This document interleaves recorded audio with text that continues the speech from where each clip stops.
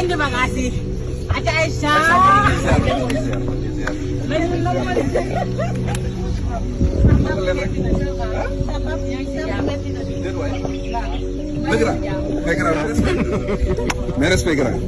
dama bëgg askan wi egg benn niveau de maturité boo xam ne